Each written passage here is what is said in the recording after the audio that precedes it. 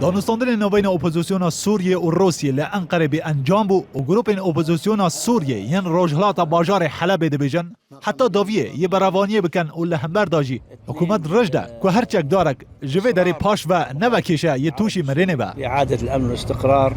إلى كامل مدينة حلب.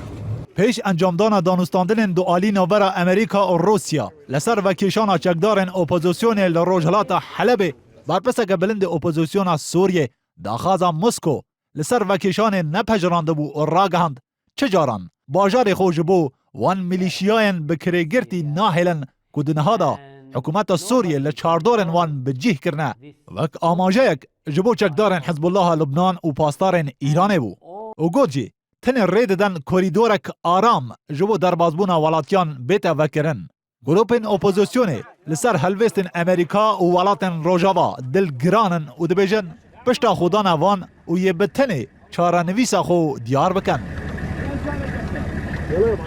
دگل دور پیچکرنا ناوچین دبن دست اپوزیسیون لروجهلات حلب استیوان دیمیستورا شانده تایبت یه نتوین یگرتی جبو سوریه پیش بینی کر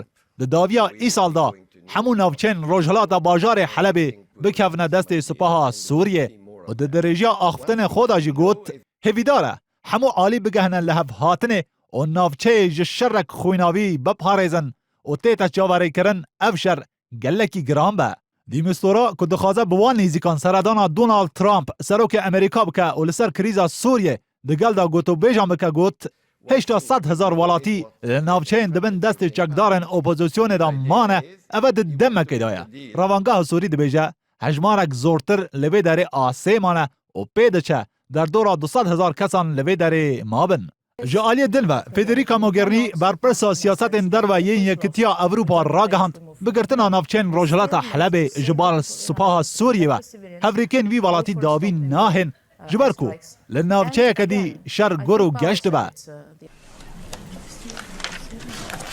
بریانها اولگور چند لحف کرن نابین گروپن اپوزیسیون و حکومتی ریب چکدارن اپوزیسیون هاتا داین داکو جوان دورن دور پیچکری بشن پارزگاه ادلب کدنها دا دست اپوزیسیون دا مایه هر لبر هنده چاف درد بیجن هر دیسا اپوزیسیون به لحف کرنه که به وی آوایی رازی ده با